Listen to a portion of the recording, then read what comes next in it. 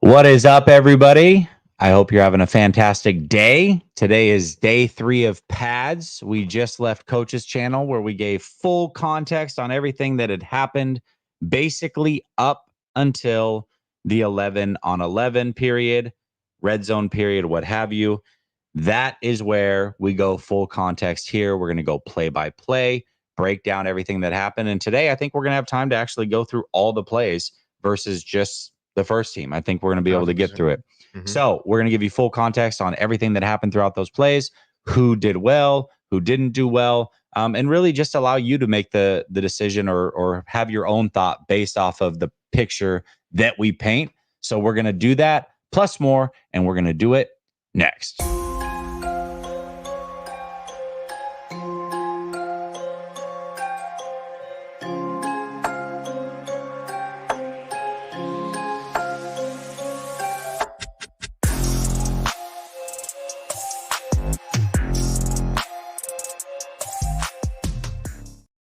All right, welcome back to Last Second Sports. We are giving you our take down to the last second. As usual, I got my guy Coach with me. What's up, Coach? What's good, Jess? Today was a good day of practice as far as just us getting more information onto what's going on with the team. Yep. Closer to another interleague practices with the New Orleans Saints. Preseason's coming. Pads are on. It's time to go, man. Yeah, man. And, we talked a little bit on your show. We talked about the BA situation and how it did seem to have a bit of a damper over practice in the beginning for whatever reason. 100%. And, who knows what's going to happen? Is he going to get traded? Is he going to stay? We'll find out, I think, soon. I think what we saw today means that we're close to something. What that is, come up with your own conclusion. That being said, once we got into the 11 on 11 period, it felt like practice was finally doing what it needed to do.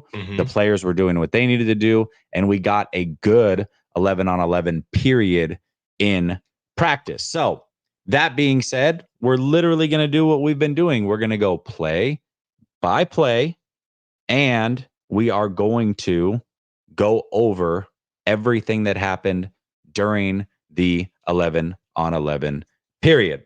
Hell yeah. So let's start with play 1. So first team reps. First team's on the field. First team reps. First team reps. First team's on the field. Yep. Toss to the left. CMC. No gain. All right. So what I saw on offensive line right there is that was an outside zone play. Okay. And you kind of saw shades of yesterday. Kyle was trying to get the offense going. Yep. In the practice previous to yesterday's practice, which was the first padded practice, they started off team with passing the ball, and it was bad. Yeah. It was bad. Couldn't even get a look. We know that practice, Yep. right? Yesterday, when we started team, we automatically saw Kyle get into his bag. He started running the ball, trying to get the offense going downhill, trying to get the defense to take a pause back to understand that they couldn't just pin their ears back. Yep. He tried it this time, didn't work. Yep. Defense seemed like they weren't having it today. Yeah, I think we had one day where the offensive line wasn't great. That's an understatement. Right. Yesterday, it was much better. It felt like they can get a practice off. Today, a little bit of both. I mean, I would say a majority of the time they weren't great, but there were times where they did hold up, and the quarterbacks. And then we had coverage sacks from the defense. You know what I mean? Because the receivers couldn't get open. So a little bit of everything happening. But yeah, that was the very first play. I also want to remind everybody that you can put your questions in the chat. We will star them as much as possible throughout this, and then we'll come back and answer them towards the end. Manhattan John, I see you asked this on Coach's channel, I believe, as well. We're going to go on with Grant here a little bit later, the both of us. So you'll see that tonight as well. All right. Play number 2. This was a play action pass to Ricky Pearsall. This was about a 20-yard dig. One thing I've noticed, and I said it yesterday, is that Ricky Pearsall without Brandon Ayuk is clearly playing that Brandon Ayuk role. He's running the same routes. He's doing everything. And even when he's on the second team, right? Cleaning lady. Even when he's on the second team, he's running those BA routes. So, we'll see if BA is on this team. I sure hope that he is. I sure think that he will be. But time's going to tell as far as that goes. But right now, Ricky Pearsall is clearly running the BA route tree. So this play had him running right to left, 20-yard dig. The throw was behind him from Purdy. Now he was able to get his hands on it, but it wasn't a drop. He just didn't catch it. He was going hard, running right to left. The ball was placed behind him. He was able to acrobatically spin and get his hands on it. Wasn't able to bring it in. Ball's got to be thrown better there. What I saw in that play, it's beautiful. But what I also saw is the reason why that ball was late is because Jake Brindle got beat. Okay. Jake Brindle was playing center. And really, this is something that was kind of noticeable today in one-on-ones. I mean, not one-on-ones, but team period, is that they were sprinkling in different guards for the ones today because Aaron Banks wasn't in. So we saw Nick Zakelj at guard. We saw Ben Barch at guard. We saw Zakelj at center. We saw Zakelj at center playing with the ones. Barch at center, I think. Yeah, we saw Barch at center. So we saw a lot of mixing up of guys that usually don't play in normal positions on the offensive line due to probably because Aaron Banks was out. We know that Spencer Burford is out. Joe Feliciano is out. We already know what's going on with Trent. So we can get on the offensive line for not necessarily handling their business day to day. Yeah. But attrition has set in. You know, they're not necessarily 100% healthy. But the reason why that pass did come off out of target is because Jake Brindle got beat by Jordan Elliott. He got beat on the inside. Yeah. All right. Well, this is great context. Right. This is why we do this. This is all right. Play number 3. Play 3. Which was also the last play from the first team before they handed it over to the second team, was a CMC run up the middle for 1 yard. Right. And that was an inside zone play. Pooney got beat. So oh my God. He was visibly literally every play you have somebody getting beat. Pooney was he was visibly upset. We went off to the left. It was inside zone. They were supposed to combo up with, I believe at the time, Nick Zakelj was at center. They were supposed to combo up to get to the backside. Nick Zakelj left too soon. Let's just be honest. I mean, in the offensive line, it's got to be kind of a tag team endeavor, right? I can't go if you can't go, right? And no matter how much I want to get to the top level as fast as I can, if I don't take a beat or a B just to give you a piece of them, at least, and not even to hit the guy, but give you a piece to wrap your body around and actually get hands on him. It's kind of like a failed pursuit from the get-go. And that's exactly what happened. Pooney was more upset with Nick. Yeah. You could tell that he was kind of like trying to be not show. Yeah. But Nick Zakelj, he just was kind of getting out of there fast. He's not one for the physical. Yeah. He doesn't want to mix it up. Yeah. So that's why that was a 1 yard game. Okay. So second team comes on. Brandon Allen's the quarterback. He's been the second team quarterback a majority of the time. Although today there were times where the second team came on and then Dobbs was the guy. So I don't know. But Brandon Allen's the quarterback. This is a play action pass over the middle to Trent Taylor. It was about a 5-yard gain or 5-yard catch, 5 yards down the field, and then another 5 or so yards with Yak. What'd you see on the offense? Braden Mays got beat on the play action. Jeez, man. So Braden Mays was playing right guard at the time. Yeah. And Braden Mays is, I like this. Because sometimes, and I'm sure you're going to give the context, but you're going to tell us who got beat, but let us know if it did impact the play or not. You did that well early. Yeah. I just want to make sure if it doesn't, you're like, hey, he was beat one-on-one, but it didn't impact the play. So I have covered sacks in here. Yeah. All right. Okay. I have sacks that I feel as though were on the offensive line. Yeah. I have sacks where I felt like, ball was out, but there was just a bad play. Yeah. So yeah, I'm gonna give you that. Cool. On that, Braden Mays did get beat on the play action during that play. Now, also one thing I wouldn't tell you is that sometimes I do get caught up in just straight up evaluating what I see, right? Because I don't know what happened in the play. Yeah. I see the ball fly down the field, and I'm sitting here with a monocle on the whole time. Yeah. And then it's just like, did he score? Yeah. You know for sure. Because I'm still watching the live. So I'm really happy that, this is something that I want to bring up now that we're in front of the camera. Yeah. Take with this information what you will. But I think Jesse can agree with me when I say this. There is no way that you can talk about camp and say what you saw and say you saw everything and it was just you there. No, that's impossible. It's literally. It's also impossible to not take any notes and say that you have any recollection of what the hell happened. It is literally impossible. Listen, hold on. I'm going to show you real quick. This is today's notes alone. All right, real quick. I'm going to put down the mic. I'll hold the mic. Pause. Hey. This is just the 11 on 11s.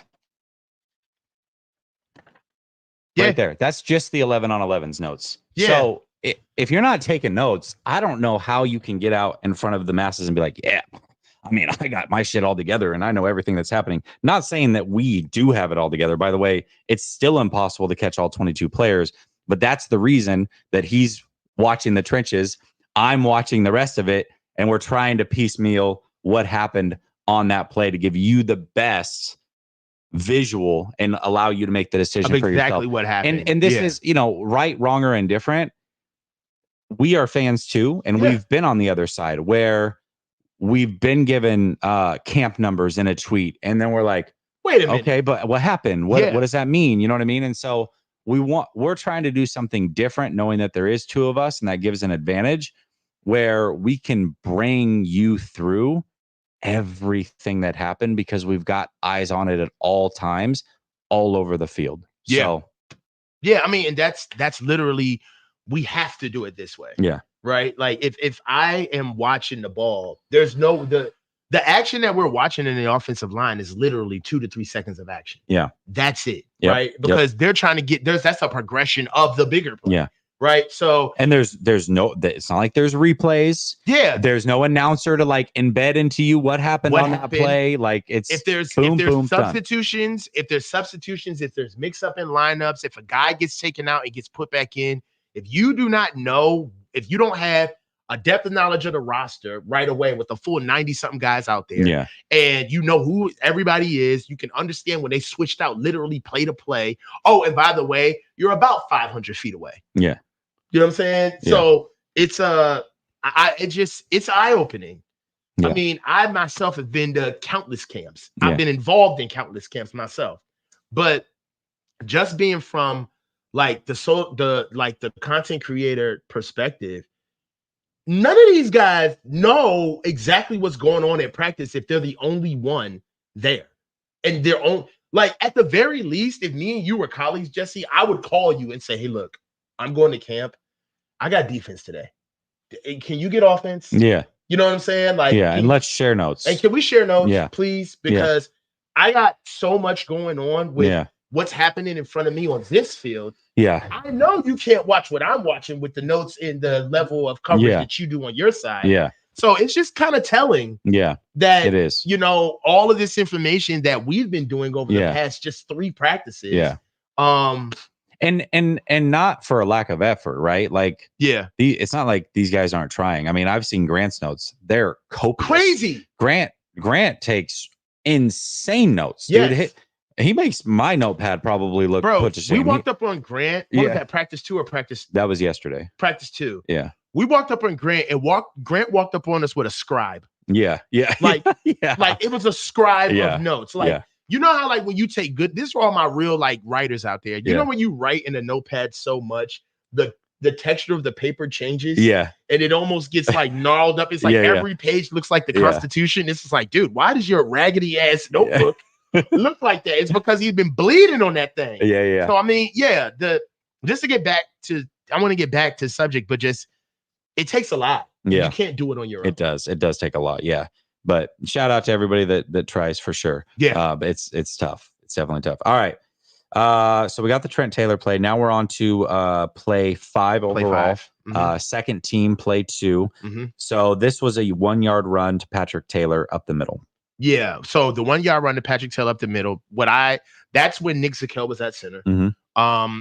Basically, what I saw on that play was Evan Anderson was in, lifted Nick Zakel up with one hand pin and had enough to shed and discard him with one arm and make that 1-yard tackle. Yeah. Again, the guys are not good at point of attack. Kyle's got to get these guys kind of moving downhill, east and west, outside zone, maybe a little bit of inside zone, but I don't see us just lining up and just knocking guys off the line of scrimmage. That was not the experience. Yeah. At this stage of yeah. For sure. Next play, Tariq Owens sighting. I know a lot of people are excited about Tariq Owens.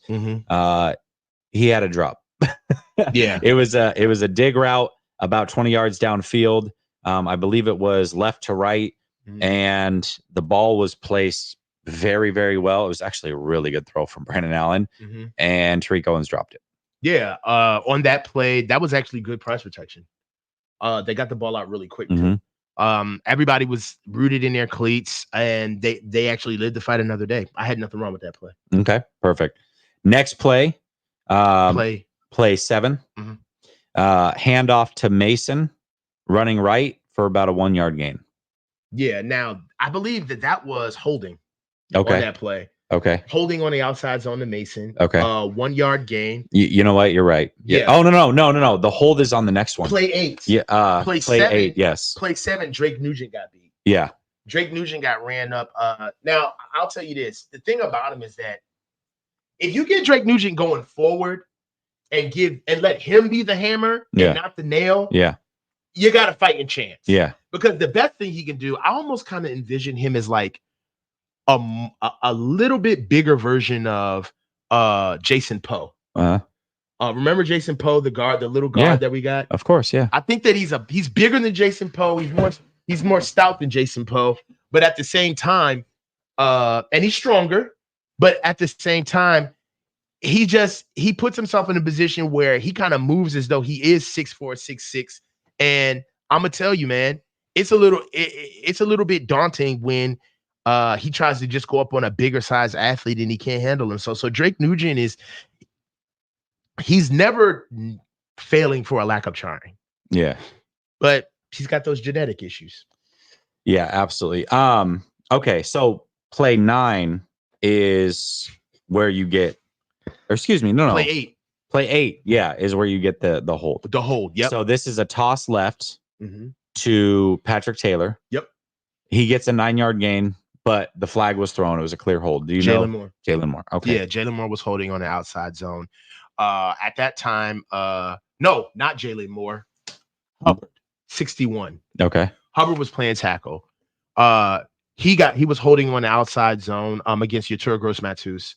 And Hubbard's kind of like a stocky tackle. I feel as though that he's playing out of position, but he's a stocky tackle. But you're going to hold on a 6'5", 265 pound D in like Yatur. Yeah.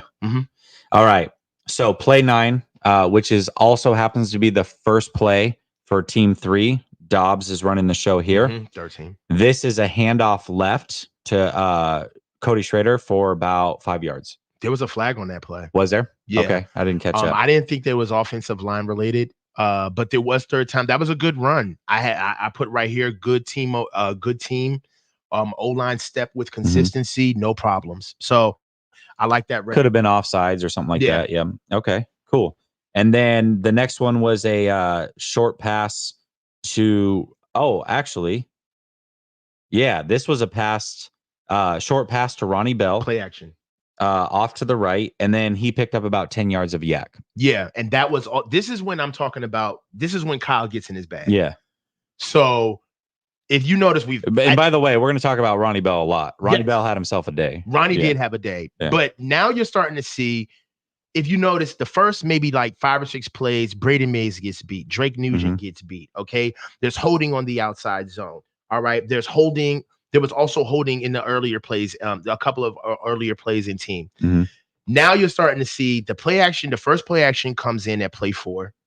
Then Kyle starts to get it going again. He starts going east and west. He goes outside zone. There's a hold in play 8, right? Yep. Then he goes inside zone. There's a third team, and Cody Schrader bounces that out. Yep. And then for 10, he goes for a play action. Yeah. So basically, if you think about that visually, he's getting these guys going sideline to sideline because he's trying to stop the penetration. Yep. Pause. Go ahead. All right. So play 11, which also is first team back on the field again. This one I had as a sack and a hold. and it was a deep dig to Pearsall. Again, the ball was thrown behind him. incomplete. Renardo Green was in coverage on this one. Well, now this is where a little bit of the attrition comes in. Yeah. Because Ben Barch was in at left guard on this play, right? So he's in with the first team. Yeah. All right. He doesn't play left guard. He's supposed to be our center. Yeah. And yes, he got beat badly. Yeah. Okay. Yeah. And that's the thing. He's a tall guy. Yeah. Longer athlete. But he just lost anchorage. And the guy who he lost to was Kalia Davis on that play. Mm-hmm. And that's just one of the things where it's like the offensive line is, you think that they're all fine until you see this violent display of getting beat. Yeah. They don't like kind of get beat. Yeah. It's like they just get moved out of the way. Yeah. So, and that's what happened to Ben Barch on that play. Right now, that's what shocked me though, because I had in one-on-ones that Ben Barch was winning his one-on-one. Yeah. So if you heard me, because we have like a tale of two lives when we're watching this practice. Yeah. Like, I'm freaking out like, Ben Barch, what the hell, Ben? Yeah. You did good 20 minutes ago. Yeah. What's going on right here? Yeah. But yeah, Ben Barch actually he bit the cheese on that one. All right. Play 12, first team still out there. It was a run right to CMC, 9 yards. Yeah, and I haven't played 12. I said good run blocking, especially by Pooney. Pooney is actually starting to turn on now. Like again, you give him if you give them an easy task, let them go do that. But like when you start getting fancy with body on body, like trying to use these guys like they're huge lumbering linemen, you get in trouble. Yeah, absolutely. Play 13, which also is the second team back on the field. This time Dobbs is running the second team, not Allen. Mm-hmm. So play 13 was a toss left to Mitchell, 4-yard gain. Right. And I had at this one, Zakel is at guard, and I said he's getting outworked. Mm-hmm. All right. And he is getting outworked because he got beat to the point of attack, and that's why that play got blown up. Okay. Right. So that's another thing with these guys is that if they're going to be undersized, they got to get on a horse. Yeah. They got to run. All right. And Nick Zakel, I do not know why Nick Zakel is being elevated. I don't get it. I don't know. But and also him being elevated could be, again, guys not being in the lineup, right? Yep. We need Nick Zakel at center because, we got to be able to supplant the fact that Jake Brindle is getting worked in. Drake Nugent isn't somebody who seems to be viable at this time as a real backup center. Yeah. So he's got to get better, but he got outworked on that play. Yeah, most certainly. Okay. So let's see. That was, okay. Next play 14. Second team and Dobbs still on the field. Complete over the middle, short pass to Turner. Solid pass protection on that play. Okay. I liked it. Ball got out. Everybody stayed in. And I will tell you, I wanted to answer this question. I know we're starting them, but if you don't mind. Yeah, go ahead. All right. So Clutch Stream Sports coach, are these guys losing because of hand placement, athleticism, or strength? Well, it's a mixed bag. Okay. And the reason why I say that is because on one-on-ones, hand placement is never an issue. These guys always seem poised in one-on-one to be able to lock on and get in front of a guy. I feel like the strength is an issue, but I feel like that's an infrastructure problem. There's guys that I wouldn't even have on this team because of a strength issue. Yeah. You know what I'm saying? I don't think Nick Zakel is strong at all. I don't. Right? I don't think that Braden Mays is strong. You know who I do think got stronger? Colton McKivitz. He's noticeably stronger than he was last year. But Aaron Banks, I think there's a ceiling there. Right? Yeah. I don't think that there's like this all-world genetic strength that he can go pull from the weight room. I think that he packed a lot of weight onto a frame that he had. He tried to lose bad weight to put good weight on. But I think that Aaron Banks' body is falling apart. He was laboring through yesterday's practice. Not today, but the practice before, he could barely get through it. Yeah. So it is a strength issue, Marco, but I look at it from a position of like, it's a strength issue up and down. Mm-hmm. Trent isn't even necessarily the strongest offensive lineman that you see. Yeah. He's a tip of the spear. Yeah. Now, when you talk about athleticism, they're supposed to be athletic, but you do see these guys, they give up and they don't finish blocks. And I only reason why I'm bringing that up is because during the indie period of team 2, the first drill that the offensive line was working on was finishing finishing blocks, stem blocking, getting blocked where you get rooted into a guy, you lock in, but then you bow to accentuate that leverage that you want him for the finish. You don't see a lot of guys during team period. See, there's a difference between going through a pretty drill, showing the coach every little step he wants to see on air or on a bag or on a mock D lineman that's really your teammate, right? Yeah. But doing that shit contemporaneously on the fly and then having the synapses to say, no, bullets are flying and I'm still going to finish this dude. Yeah. That's what I think Coach Forrester wants to see. And that's what I think that they're not seeing in team periods. Yeah, absolutely. Absolutely. All right. So play 15. First team is back on the field. Short pass to Juice over the middle. Juice does a great job picking up 20 yards of yak. It was probably a 1 yard pass, and Juice took it for a good 20 after that. Good play by Juice. Yeah, I like that. And it was good, quick pass pro because the ball got out quick. Yeah. That's one thing I'm going to see from Kyle. All these solid plays, that ball, he's not even giving the offensive line a chance. Go ahead. Next play 16. First team still on the field. Conley gets hit 7 yards right side on an in route. Nick Zakel was in on first. Nick Zakel was in on first team offensive line at center. He lost that rep with no anchor. He got beat by Evan Anderson. Okay. Next one, you tell me if I'm right on the offensive line because I just happened to catch it. Play 17. I have it sacked by Collins, who beat the brakes off of Brindell. The pass was then completed deep down the left side, but I didn't even get to see who caught it because it was like right on the sideline, and all the players are kind of standing there shielding it. So I was watching the sack, and Jake Brindle, after Nick Zakel got beat, they put in Jake Brindle, and then he got beat. Malik Collins was the guy that beat him this time. I don't know what's going on with Jake Brindle's core injury, but it's more of the same of last year.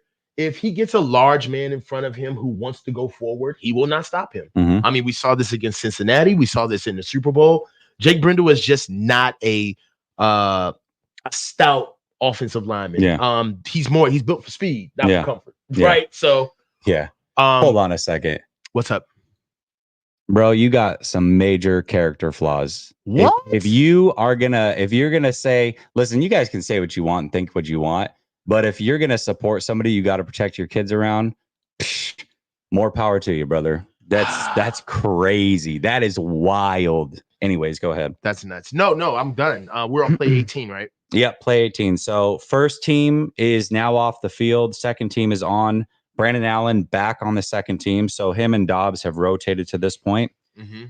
Play 18 is a dump off to CMC screen to the left. Yep. 10-yard gain. And this is where I put Kyle. You see where I put on 18. Kyle's helping the O-line. Yep. There you go. Giving him a screen, taking the heat off of him. They just given up 2 sacks in a row. Right. Nick Zakel gave up a sack. Then Jake Brindle just gives up a sack. Play 18. Kyle tries to stop the bleeding. Hey, let's go ahead and get a quick screen out there, see what we can do to work our screen game anyway. And I just looked at that as like him looking at the offensive line like, this is going to go off the rails. Yeah. This is kind of going to go to fly off the rails. You talked about this yesterday, though, that the team is going to have to work with the offensive line, knowing that it is the weakness, and they're going to have to figure out how to protect them for big chunks of games. Yeah, and I'll tell you, that's what I'm seeing. When we see success from our offense. Now, this is sans Trent, right? This is without Burford, right? They're not all together, but we only got to talk about what we see. Yeah. You know, for sure. For what we see, the only way that the offense actually gets traction is when Kyle has to deliberately put in plays that take pressure off the offensive line. Yeah. All right. So next play, this one was a fun one, actually. So this is play 19. Okay. It's a pass to the left, 25 yards downfield to Cam Latu. Latu gets his hands on it, and Hawkins separates him from the ball. I wrote incomplete, capital letters, exclamation mark. Hawkins laid out Cam Latu on this play. Okay, so full disclosure, I was paying attention too. I was not watching the damn O-line of that play. I was like, that was a play, boy. That was good. That was good. We had the same notes. Yeah. Perfect. Perfect. I'm glad you caught that one. Yes, I caught that. That would have been disappointing for you to not see that one. Yes. All right, perfect. So second team still on the field, play 20. This is the first Ricky Pearsall sighting that you see. He also, by the way, was around. This play was actually a good play too. So this is a short play to the right, short little out. D. Winters, oddly enough, was right there with Pearsall. He stuck with him, ran with him stride for stride, was right in his hip. In fact, he was right there as the ball was making contact with Pearsall's hands. Winters pass broke it up, but it flew straight in the air, and Pearsall came down with it still. Yes. And was tackled right away by Winters. It was an interesting play. I saw that play too. And for play 20, I was still reeling off of play 19. Yeah. I still kind of was like in my shit. And I was like, dog, all right, focus, dog. Yeah. Go get back to the offensive line. You can't be ball watching. Yeah. But I put solid pass protection barely. Okay. Right? Because this is when I think Kyle is kind of I do see what Kyle's doing. He's he wants the period to be constructive, right? Meaning that there's no sense in bad film is just bad film. What do I want to watch the offensive line getting blasted for all 27 plays? Yeah. Right? Yeah. So he does mix in things to keep progress going, but he also does things like the last play we saw on play 20, where he's making the offensive line still finish their breakfast. Like, yo, y'all still gonna have to go. Eventually, you're gonna have to do offensive line things, right? And it was solid pass protection, but you could tell that they were the energy was, we can't fuck up. We've given up back-to-back sacks. Like, there's already been an incomplete pass. Like, we're kind of the problem right now. We're the drama. Yep. All right. Play 21. Second team is still on the field. They actually got 4 plays. That's quite a bit for any one team. Pass incomplete to the left, intended for CMC. It was a near pick. I didn't get to see who got hands on it. What did I put for play 21? Just read my notes. You said O-line holding, sack, and then I can't read that. They look tired. Oh, they look tired. Okay. Yeah. They were feeling sorry for themselves by play 21. Okay. By play 21, we're 20 plays in. It's getting hot. The sun is peeking in a little bit more. This is the time where you want to close out the period strong. Yeah. Right? Yeah. From an offensive line perspective, you could see Coach Forrester. When team starts, Coach Forrester is about 20 yards away from the offensive line. Yeah. Then maybe 5 plays in, he's about 15 yards away from the offensive line. By play 20, he's damn near in the huddle. Yeah. Right? Yeah. And he's automatically looking at the offensive line to tell them, like, yo, you guys are kind of dogging it right now. You're feeling sorry for yourself. Yeah. And that's the emotion that I got from them. They were at that point. The reason why I put they look tired is that after that holding and a sack, nobody helped the quarterback off the ground. That's O-line, no, right? And 2, they all walked back to the huddle. Almost as if they knew Coach Forrester was waiting for them. Yeah. Right? They were ready to go. All right. So this is play 22. Third team is now on the field. Dobbs is at quarterback. I have a question for you. I called because this play ended up being a QB draw, but it looked like it could either have been a miss snap, a sack, a hold. I mean, all of the above. Do you have any idea what happened on play 22 here? Yeah, play 22 was a sack and it was a blown play at the same time. Okay. So it just seemed weird. Everything was clunky, and then all of a sudden Dobbs is like running 20 yards downfield, but it was a blown. It's like, and that's the thing. It looked like a blown play because he just took off. Yeah. Right. Yeah. And I remember at the time there was some guys saying, "Nah, I think that was a design run." Yeah. And they're like, "No, that's not a design run." Yeah, it definitely was not. He's bailing because it was a sack. And that's what it was on 22. I don't know who gave it up because it was kind of like a free for all. It happened so fast. Like it was like bang bang. As soon as the ball was hiked, like the play was already dead. So whatever happened. 100%. Okay. 2-3. You tell me if I'm right on play 23 here. Again, third team, Dobbs is on the field.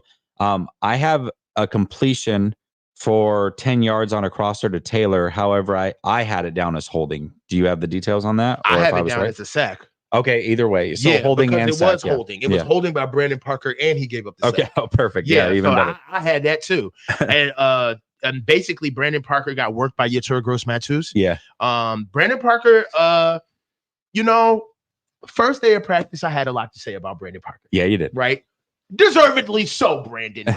Okay? But what I can say is that he has shown his athleticism. Mm-hmm. He did bounce back from that. You could tell that was a pretty embarrassing moment for him. Yeah. I haven't seen anything remotely close to that from him, and I have seen a little bit more fight and swagger. Yeah. But he's more of a fight swagger for the hell of it, not through technique. So it's like, you want to be rough, you want to be tough because you ain't no bitch. I get it. Yeah. You can't hold. Yeah. All right. You can't literally just be physical for the sake of being physical. Yeah. Now, that frustrated physicality. Yes. Yeah. And that's what he gives off. Yeah. When he wants to be able to show that, hey, I am a tough player. Yeah. I can get things done. He kind of overextends himself in the aggression department. And that can be replicated in holding penalties. Yeah. Hey, SRM, I see your question. I think I already you asked this earlier and I started. So just for everybody that's kind of joining late, we are starring questions as we go. Like, if we see a question that we think is really good, we're starring it, and then at the end we'll address it. So I did have that question down and I did start earlier. So I don't know if it was you that asked it or somebody else, but I do see it in the chat. Appreciate you. I got you. Mm-hmm. Okay. So now the first team's back on the field. This is play 24. Yep. I had this as a handoff up the middle to CMC for a 20-yard gain. Yeah, and I had Pooney pulled, bad pad level, finished without pop, but got the job done. Okay. So Dominic Pooney was at right guard. He pulled on that play to spring CMC free on that inside run. Okay. The only thing about it is he found something that he didn't like on the other side. He was coming out too high on that as a puller, and Shakir Brown was waiting for him on the other side. Okay. Malik Collins ran into Malik Collins, but Malik Collins caught him right under his chin. He was way too high. He almost kind of got a welcome to the trenches moment. Yeah. Because it jarred him so much that his hands flailed, and he kind of clapped his hands and like shook his head to kind of like he got his bell rung. Yeah. Right. He got the job done. Yeah. But he paid for it. Yeah. Because he had bad technique. Okay. And then the next play 25, which is the last play of the first team on the field. They were only on for 2 plays here.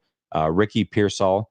This was actually one of the, I thought, better throws and routes of the day in combination. I think, watching Purdy throw outside the numbers around the 10-yard mark, had a little zip on that ball. Pearsall ran a really good crisp route, caught it right before he went out of bounds, 10-yard gain. What'd you see on that one?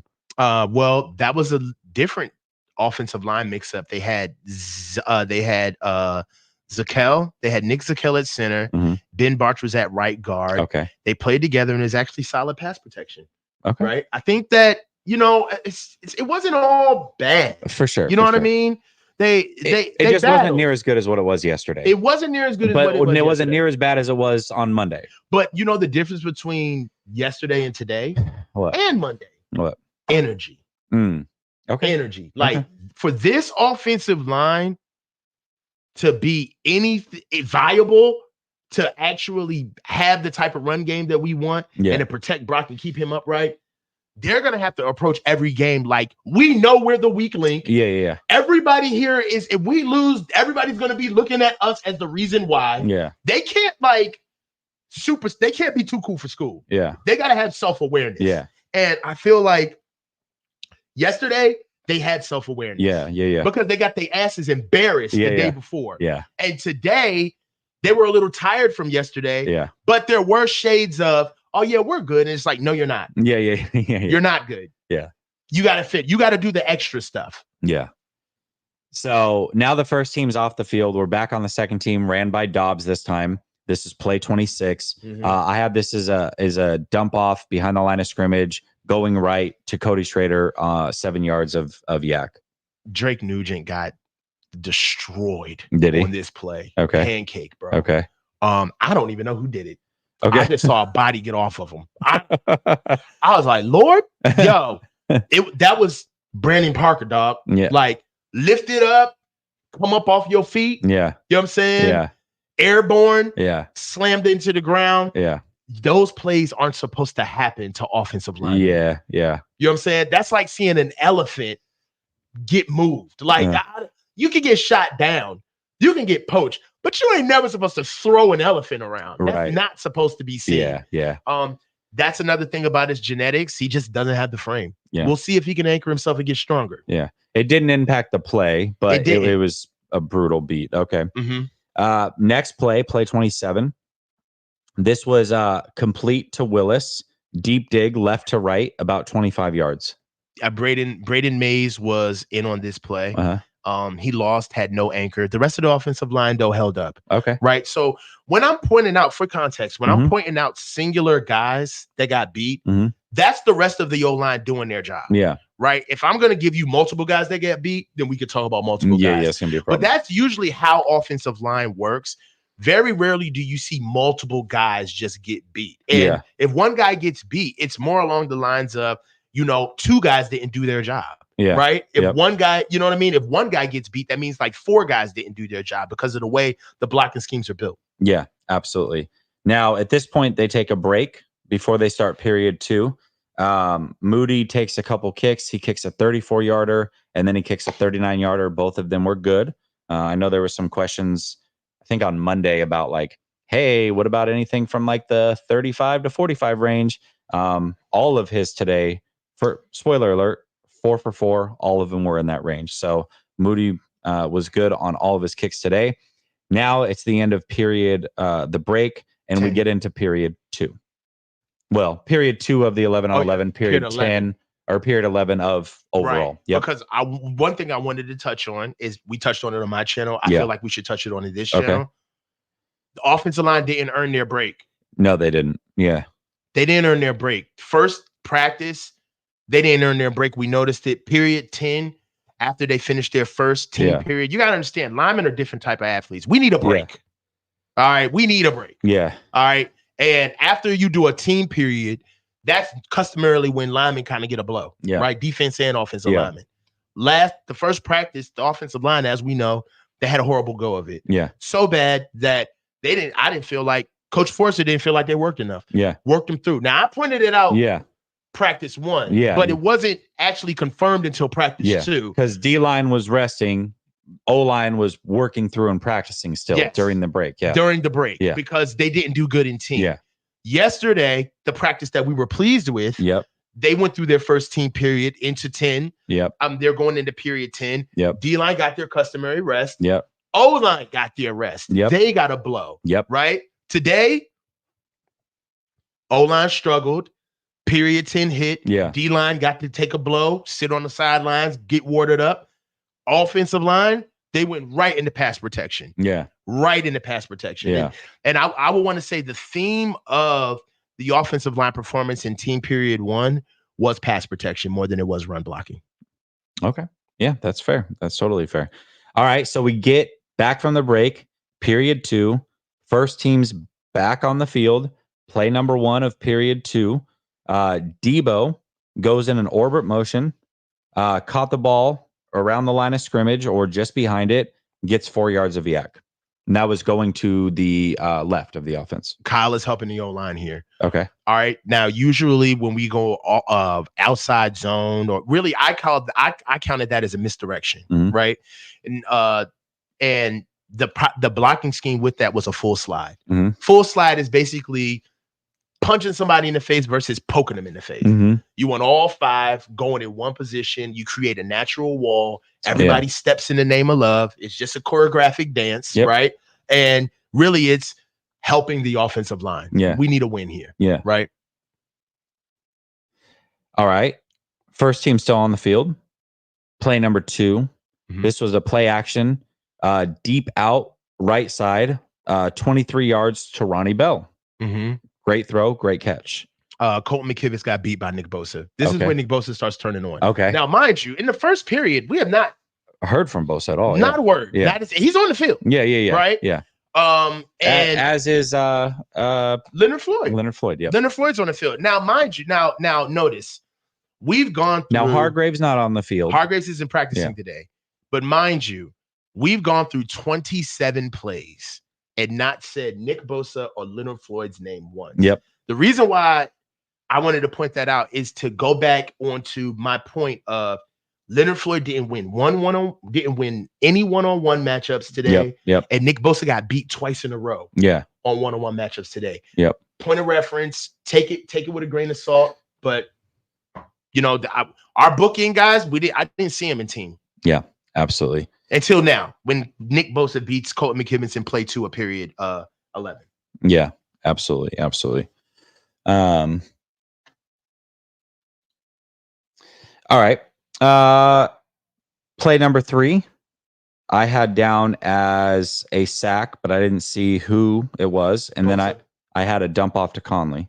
Back-to-back sacks. Okay. Colton McKivitz, Nick Bosa. Okay. Started turning over. Beat him twice. Okay. Beat him twice in a row. All right. Perfect.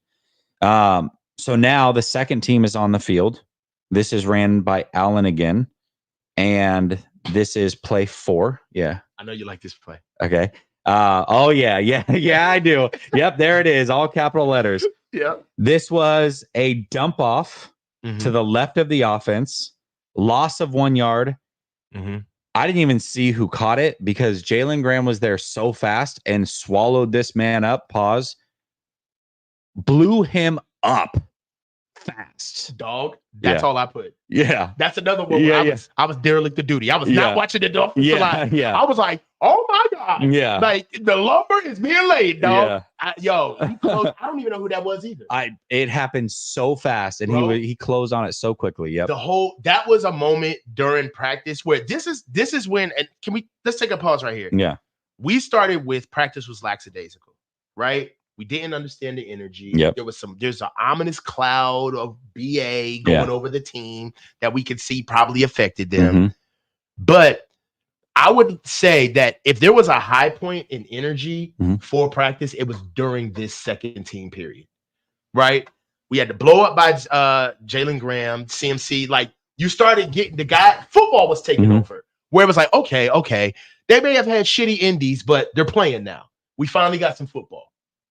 All right. I started this other one from you all pro, and I'm going to bring it up. What's up? And then I'm going to bring up your other one just because I can't let this slide. Okay.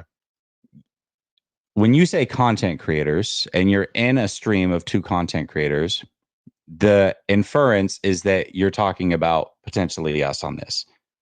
If you watched our streams over the first 2 days, if you got any inkling that we were pushing a narrative, that we even bagged on Brock, especially after the first day, we were like, it was unplayable. Like, what do you expect him to do? He couldn't even get protection. Yeah. I feel like we've done the same show for 3 days in a row, and none of it has been sensationalized. No. Towards anything that Brock has done. Look, let me just, can I? And again, you're saying content creators, that in context, you could be talking about other people, but then just say the other people. Like, just throwing that out there. I mean, yeah. What kind of kills me is like, no, this take too much work to be doing it with a narrative. Like it's way too much. It's too much to try to lie and say you saw something you didn't see, or this is how I want things to look like. We out here for a week. Yeah, that's it. Man, I ain't time to be worried about Brock Purdy. I don't get it. Come on, man. We're just gonna call it like it happened. Brock threw 3 picks in the first padded practice. It was FUBAR because the offensive line was so bad that you saw him being affected by the picks, even if they were his fault. All right. Yep. He threw 4 picks yesterday in a highly spirited practice. All right. Yep. Defense got on us. I mean, we hopped on the defense right away. Yeah. All right. And then defense got their lick back. Yeah. And Kyle obliged. We could have ran out the rest of practice and team, and defense would have just looked bad. Yeah. But that's not practice. Yeah. That is not what you're trying to get on film. Yeah. You're trying to give everybody a look. All right. So Brock throwing 7 picks is him getting a look. Yeah. If he keeps throwing that shit, it's more than a look. Yeah. But don't get nervous just because we telling you the truth. Yeah. It is what it is, bro. Yeah. Grow up. Yeah, I don't understand it. It's like we're going to go through play by play. We're going to tell you if we feel like it's on the receiver, if it's on the quarterback, what have you. But we've done this every single day, and we're going to do today. He had 0 picks, and we haven't changed our cadence at all. No, so, yeah. All right. Next play, play 5. Right. Second team still on the field. hand off to Mitchell up the middle for around 7 yards. I also want to point out, listen, I feel like I've done this every day with Mitchell. I know, go ahead. But again, he finished that off with a hard hit, lining up the linebacker in front of him. Mitchell's trying to make a point. He's trying to prove he is clearly fighting for his job. Now, whether he gets it or not, I have to say I love Mason. I like Mitchell too. But I just love to see them both competing because, man, he is fired up this year. He has his speed back. He has his power back. If Mason does end up being the guy, and this is why you guys should be really, really excited. Elijah may get moved. If Mason ends up being the guy, he didn't beat a dead body out there that's just like declining. No. He beat the best of Mitchell that I've seen since his rookie year. And that should be encouraging. I'll tell you this. Our running back situation is a good problem to have. Mm-hmm. If I was them, I'd keep them all. I'll tell you this. If there was one player, there's two players in my mind that had the Brandon Ayuk arc of last camp. Remember when Brandon Ayuk looked so good in camp last year that it was just a foregone conclusion? He's winning every rep. There's really nobody on the team that can do anything with him. It's just like that. There are three players that I have watched that are giving me those vibes. Yeah. That's Diamador Lenore, that's Jordan Mason, and that's Elijah Mitchell. Mm-hmm. Where every time they get a chance to show what they can do, there is nobody on the team that can stop them from doing it. Yeah. Right? We saw even in the Kyle throwing picks period. That's what we're going to call it from now on. The Kyle throwing picks period where all he does is throw picks. We seen Kyle throw like this wild ass donkey pass in the back of the end zone. Yeah. And just for shits and giggles, Diamador Lenore came out of nowhere where he did not even have, that wasn't even his quadrant of the field. Came over there and snagged it with one hand, just playing with it. He's in his zone. He's in his zone. You know what I'm saying? So. No, I'm just starting to think. Okay. You're good. He's in his zone right now. Mm-hmm. So that's one of my biggest things is that I just feel like, I feel you on Elijah Mitchell. At first, I thought you were just trying to do it for the sake of, having like some type of competition in the running back room. But no, because I was just so impressed with Jordan Mason. Maybe I was just pushing back, but they both can coexist and be good. They both are I'm impressed with both of them so far throughout camp. Yeah, for sure. And third string, I didn't see the quote. And again, I appreciate everybody for being in here, but I don't know. I always keep it a buck with everybody, and people seem to think that like, if you have a disagreement with them and you're on this side of things that you are trying to sensationalize or push an agenda or what have you. I just keep it real. And if I see BS in the chat, even from people that I rock with, I'm gonna say it. So I want to be clear, like, hopefully you don't feel attacked and maybe you weren't even talking about me, but in general, like if I see some BS, I'm going to call it out. It's just the way it works. That's another thing too. Cam Latu has looked good too. He's looked better. He's looked better. And he's had moments, but he doesn't look. Should he clearly make this team? I can't say that. Yes. Okay. All right. What tight ends have shown you anything outside of what George has done today? Listen, I'm not since camp. I'm not saying that any of them are doing amazing things. Right. Where's Logan Thomas? My point is he clearly better than any one of the guys behind him? I mean, shoot, I'm about to shout out Eric Saubert. I'm about to shout out Jake Tongs here in a minute. All right, so man. Come on, man. Just, throwing that out there. You are throwing it out there. Yeah, I'm just, all right. Speaking of, play number 6. Play number 6. All right. It's an out pattern to the left by Eric Saubert, caught for 5 yards. Right.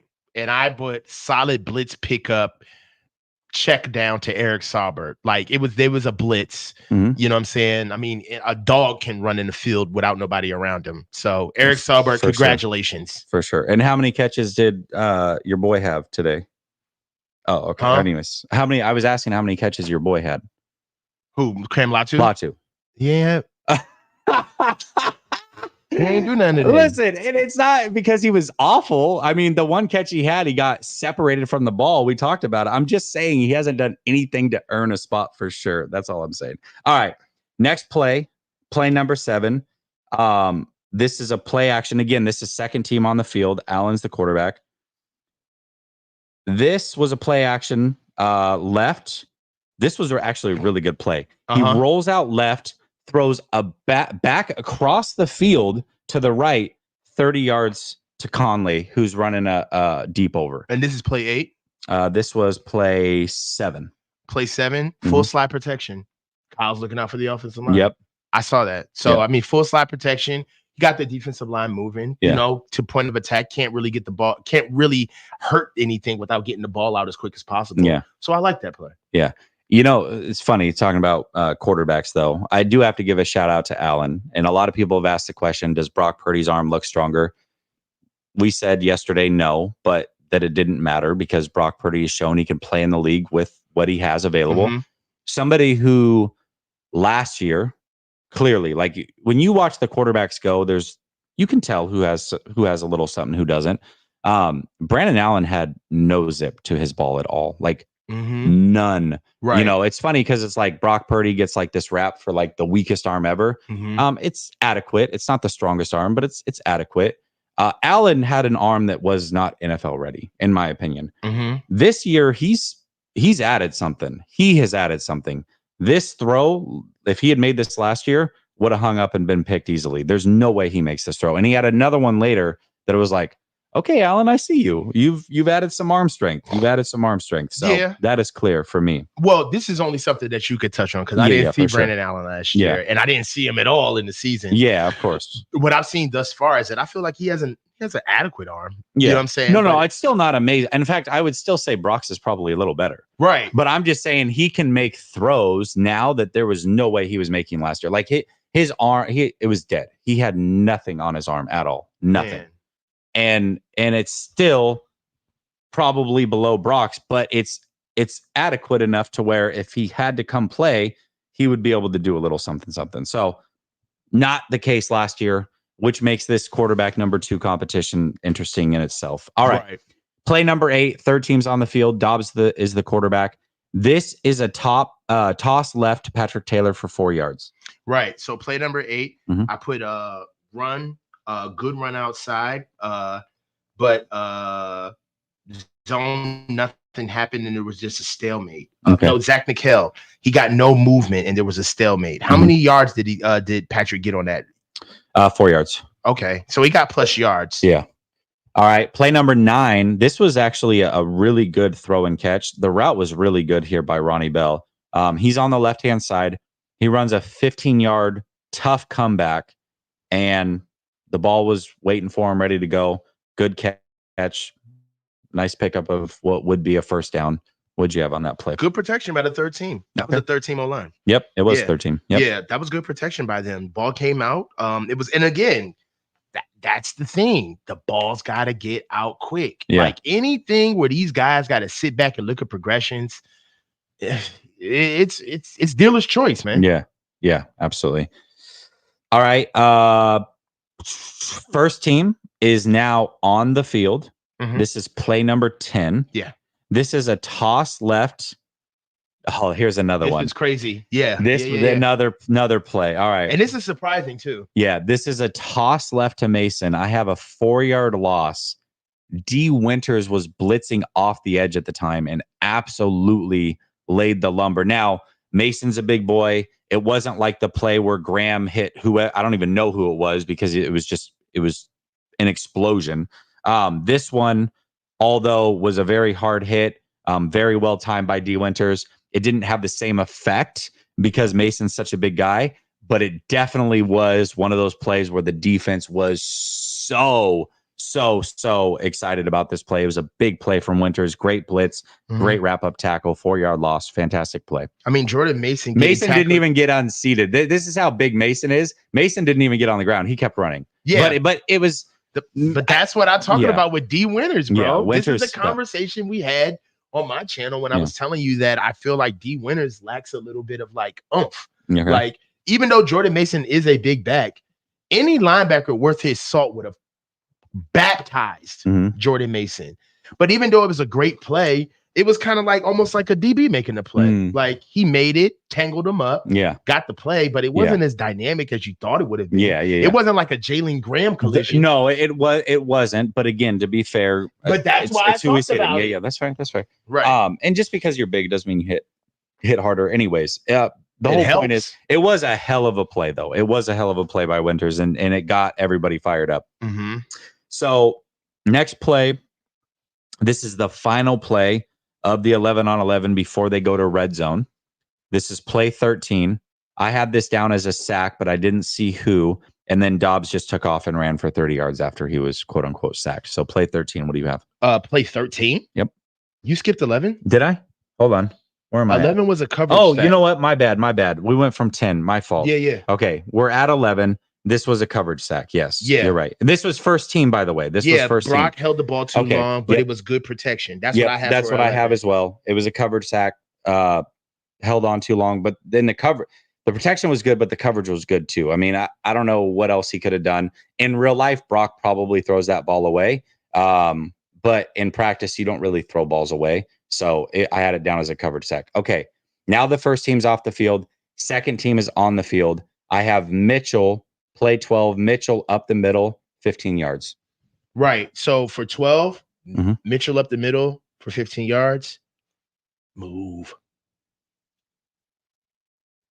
There it is. Drake Nugent inside run and got him moving. All right. So look, I was excited about this play.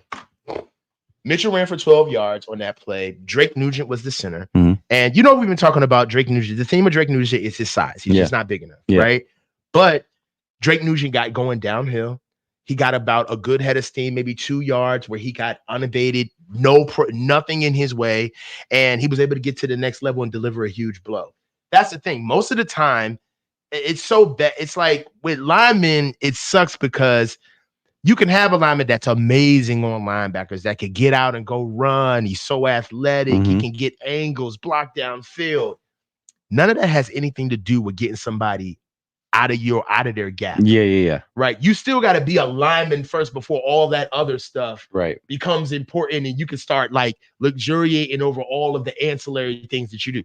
So I wanted to give him credit because it wasn't like he was a center and had to root somebody out of the A gap or crash down on a 3 technique or a shade, but he did show his athleticism, and with his size going up against linebackers, I don't have a problem. He looked good going to the next level. I was happy with that rep from him.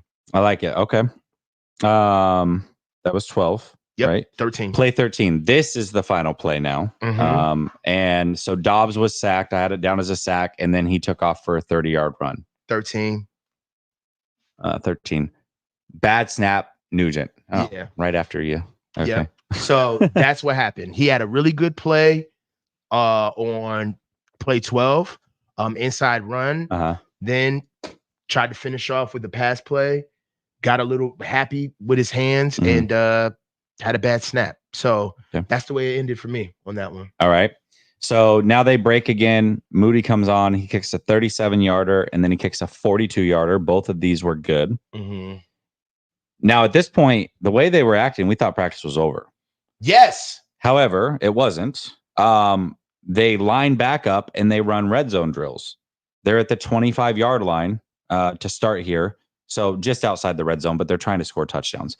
So they're at the 25-yard line. First team is back on the field.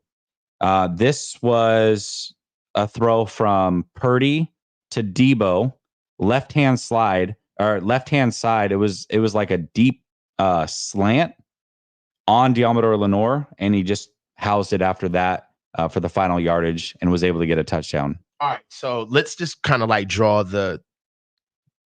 let's shoot the scene real quick of what's happening. Okay.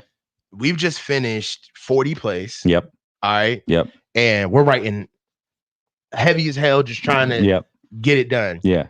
When we did see them roll out the field goals onto the field, we all let like a collective gas. Like we collectively sighed. Like, oh, all right, practice is over, bro. Yeah. And it was me where I was like, yo.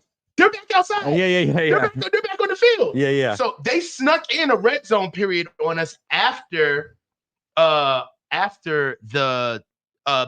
their special teams special teams period. It was like 2 to 3 minutes. Yeah. Then they went in the red zone. Yeah, because they literally all walked off the field and then they rolled back around and then came back onto the field and we didn't even see it. We didn't see it. Yes, and that's my thing.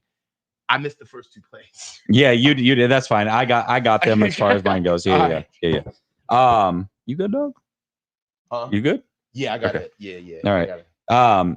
Play number 2 was a run, Mason up the middle. So first team still on the field, even though they score a touchdown, they just go right back to the 25-yard line. This was a run to Mason up the middle for 2 yards. Play number 3, I think you might have picked back up here, but I'm on play 3. I have Ricky Pearsall for a touchdown. Right. Nobody was really in coverage because it was a zone. He just kind of beat the zone, but really, really good route from him. On the left-hand side, it was a skinny post. Boom. Brock Purdy hit him. Touchdown. Ricky Pearsall. Ben Barch got beat by Jordan Elliott on this play. Okay. Ben Barch was playing center on this. Hey, Jordan Elliott signing. Signing. Yeah, we haven't heard his name really. I'm telling you, bro, this is the thing. A lot of Collins and Elliott being talked about. Are we watching? I'd have to ask this now in August. Are we watching 2 mid-ass offensive line? Are we just watching 2 mid-ass trenches go against each other? I hope not. I hope not. But it does. When the offensive line has been as bad as they have been at times, if the defensive line isn't dominating, you do start to think like, okay, is this because the defensive line, a lot of them also aren't good? So I see where your head's at. What I'm saying is that starting the theme of is that I'm starting to see deficiencies in all of them that cannot be fixed because it's who they are. Right.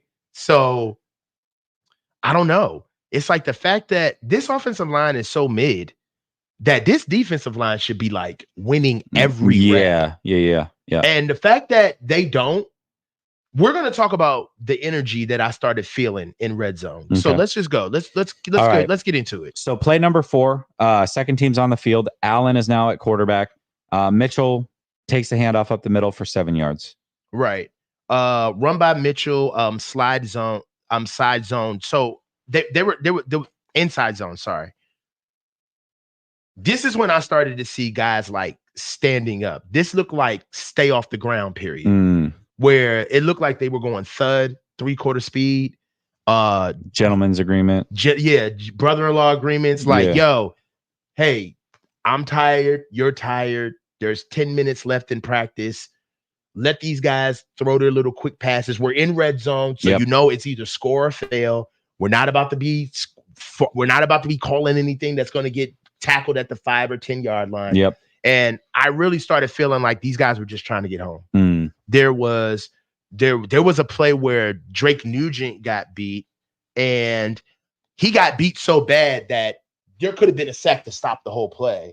But I want to say Malik Collins. No, not Malik Collins, but Kalia Davis. He had like stopped up, and you could say, "Oh, well, Kalia Davis is just trying to get the play, let the play go." He already beat him. But what happened is that Brock had like double pumped and moved away from him, and like he just stood there. There was like a couple of plays where the linemen were literally standing around as the play was not even done yet. You're starting to see like these guys they're ready to go home. Yeah. Okay. I do remember that play you're talking about, by the way. Okay, so play 5, second team still on, Allen at quarterback. This was a touchdown to the right. Allen just threw a prayer into the end zone. There was probably 3 guys around him. Ambry Thomas was the closest, and Bell jumped up and stole the ball from everybody. Great play by Ronnie Bell. And that was, again, this might have been 7. This might as well have been 7-on-7. Yeah, it was. And I'll say this: the skill position players were definitely trying. Very hard. They were. That's working. why I said this might have been. Really, they could have just took the O-line and D-line off the field and just done 7-on-7. And just did 7-on-7 and worked this because they weren't trying hard. Let's see. This one. All right. So this one was a throw from Allen to Conley, back left of the end zone. Nowhere near. Conley had some space behind him. He could have easily, if he put it in a good spot, it could have been a touchdown. He just airmailed everybody. It wasn't even close to being caught by anybody. Mm-hmm. And then play number 7, still Allen and second team on the field. This was a dump off left to I didn't even write it down. Slide protection was on side. Oh no, play 7. Yeah. Yeah. So this was and actually, it was my boy Jake Tongs, who had more catches than Latu. So yeah, this was a dump off to him, 7-yard gain. All right. Cam Latu's going to be the number 2 tight end on this team. Now Dobbs is in with the third team. 8th play. This is a handoff left to Schrader.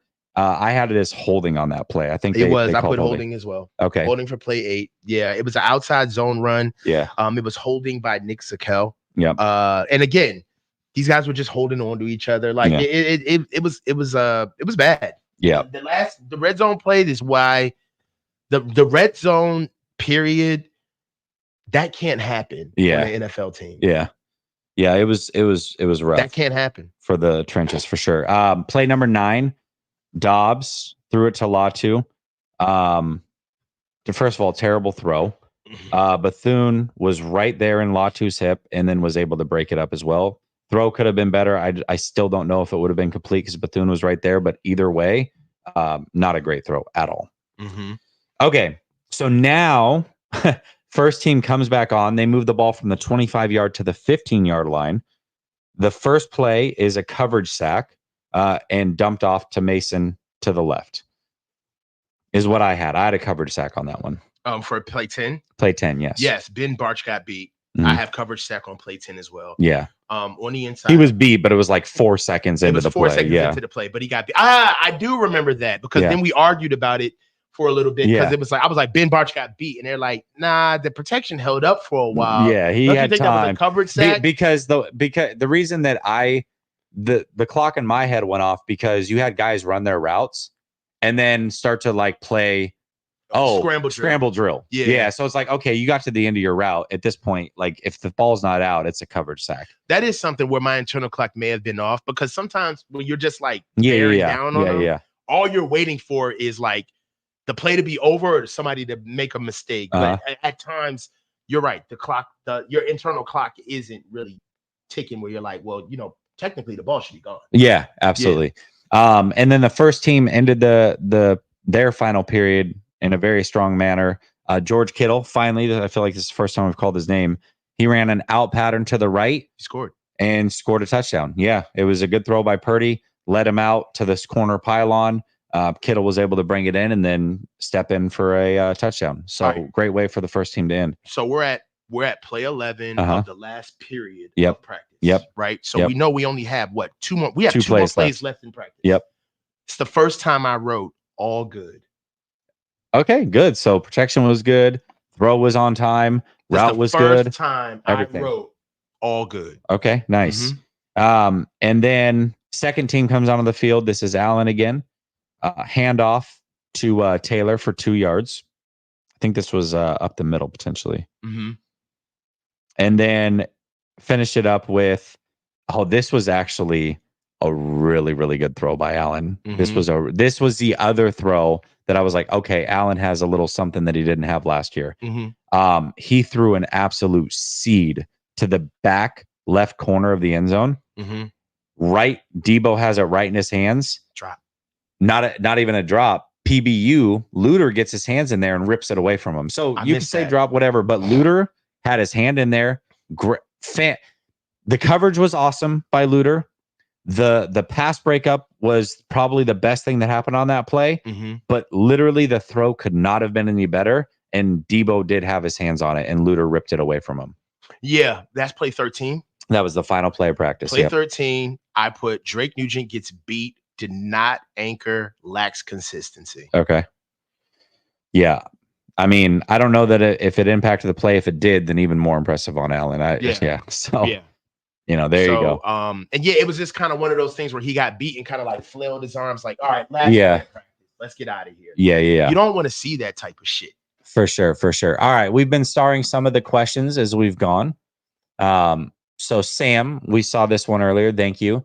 Says, does Purdy look like the unquestioned leader on the field? I don't know how you define that. I know how you see it, right? But how you define that? He's clearly the unquestioned quarterback, right? He's the quarterback of the team. Yeah, he's clearly the quarterback. But is he like the guy that's rallying everybody and getting them pumped up and bringing them together? I don't see that from him. I don't see that at all. Yeah, I don't see that from him. It's not his team yet. Yeah. It's not his team yet. Yeah, but for what it's worth, we talked about the energy of this team being up, down, or indifferent for 3 days. Yeah. At not one time did we say Brock Purdy was the cause of any of it. For sure. Yeah. Good or bad. Yeah. Good or bad. Yeah. He is the quarterback of this team. And if I'm keeping it a stack, I don't really see anybody on the offense like kind of taking control. We've talked about the defense. We've seen that a lot. Yeah. Where Jair Brown's calling everybody together. Yeah. Yadam or Brown or Mustafa are the first guys on the field. Today energy was really low. Lenore was getting everybody going. He was. So I feel like that happens a lot more on the defense than it does the offense. Frankly, I haven't really noticed anybody on the offense kind of taking hold of things and being a leader. I don't know, man. I kind of feel like the offense is in a wait and see mode with this whole BA thing. Yeah, maybe. And Trent thing. Yeah. And I just feel like on the low, they're kind of like, well, we're not who we are yet anyway. So let's just pace through. And it's the way, camp is still happening though. By the way, 2 leaders, very different ways. You got Trent Williams, who's like the quiet, stoic, probably the guy that talks a lot and takes the lead and brings that part of it. And Ayuk is usually bringing all of the enthusiasm and he's laying the example and he's getting in fights and doing, you know what I mean? Standard bearer, yeah. So I think between the 2 of them not being there, maybe the offense is just kind of missing that altogether. Clutch Gene said, what's up, Marco? That it's the second one. Okay, second one. All right. All right. Okay. He says, so do you think it's more strength than anything because the athleticism is important with these outside zone runs? Yeah. Can they reach their block? Are the hips getting around? Are they getting dick to hip when they double? No, they're not. The biggest thing that I can see, Marco, is that everybody's standing straight up. All right. They want to run, but they don't want to run with power and angles. Yeah. They're not getting their head around. That's another thing. They're not stemming when they're trying to get to the top of their blocks. Some of these guys it's a body issue, like Drake Nugent. He doesn't have the length to really bow a guy out because he doesn't have a long enough torso. Yeah. He's strong as the day is long, but a guy who's short around him, he's going to have to really blade a guy off and get his hips around versus get his hands on the guy, get his head around, work his hip to dick and get it around. I don't think that these guys necessarily have the athleticism in where they lack the strength. Right. I get it. If you're not going to be strong, you got to be fast. If you ain't going to be fast, you got to be strong. Yeah. You got to pick a struggle. Yeah. You can't be both. Yeah. Right. Sure. Their thing is that they need to pick one. Yeah. Our offensive line needs to pick a struggle, and then they need to really, really, really be good at the one thing that they don't want to struggle at. So I would say that if they are going to be athleticism, because you can't build a 400-pound bench overnight, if they are going to be athletic, then they're going to have to do it with effort. That's the biggest thing that I would see out of the offensive line. They think that they can turn it on like other players on this team. They can't. They got to be real day-to-day, 9-to-5 workmen to even be mediocre. Yep. Dale, thank you for bringing this up. There actually was twice they practiced the kick returns, but that was in the first half of practice. So the way that we're doing it is when we go on Coach's channel, we talk about everything that leads up to the 11-on-11. And we did discuss it there, but since you asked, we'll bring it up. Absolutely. They did practice it. And in fact, they had multitude of different guys back there doing returns. The guys that we had doing returns today on this kickoff play they had Juice, they had Mitchell, they had Patrick Taylor, they had Jordan Mason, they had Ambry Thomas, they had Schrader, and then they had Debo back there. So they tried a bunch of different guys out there. Now, remember, with these kickoffs, they have 2 guys because you can kick it to either side. They were practicing squibs. They were practicing everything. So they did get in some good work today for sure. Tia with the super chat. Shout out to Tia. I will say that one thing about special teams, I haven't seen live special teams yet, though. They did on that one. They actually. Oh, you're saying like what? Like in between plays type of thing? No, like live special teams. Like we're going through this drill live. Like, no, they did the second time around. Yeah, they had blockers lined up and everything. They were okay. yeah. So they the were first doing one I kicks. didn't see live. Yeah, okay. They were just practicing. No, this one they were actually lined up. They were practicing going and making the tackle. They were doing everything. Okay. Yeah. Okay. Practicing the blocks, everything. Yeah. That was the second time through. Tia, shout out to Tia for the super chat. How do you think we will do this year with our schedule? I think when I initially went through the schedule, I had us at 12-5. As long as Trent and Ayuk are here, I still think that that's very doable. No Trent. If those guys aren't here, if both guys aren't here, they're effed. If one guy's not here, and it's not Trent, I mean they're at best a 9-win team. If it is Trent and not Ayuk, then I would say they're probably a 10-win team. But I guess it depends on what comes back for Ayuk as well. So to be fair, I don't know what would come back in return. Understood. And then Rick says, I understand it's very true what you said. Very true. I got a question for both of you. I said it yesterday. I'm going to say it again. What's going on with her? Where our kicker? I have not. I don't. Yeah. What the heck? I just saw a question, and so I started. I don't. What's going on? What's going on with our kicker? I haven't heard anything. Yeah. I think I called it during the show. So Monday I did call out. He was 4 for 4. Gave the yardage. Yesterday I don't think I called it out. So apologize. But today I called it out as well. And in case you didn't hear it, Moody was good from 34, 39, 37, and 42. 4 for 4 today. So hopefully that helps. There we go. See, we also are terrible typers, so we can make up what you're trying to spit out. Literally. All right. That being said, we've just gone for a total of like 2.5 hours. Yeah. And we got another show coming up with Grant here very, very shortly. So if you want more, Coach and I will be on with Grant here in a little bit. Tune into his channel and check us out over there. Thank you so much to everybody for supporting, checking us out all week. Hopefully we're bringing you the coverage that you seek. And until tomorrow, well, till Friday. Friday. Peace.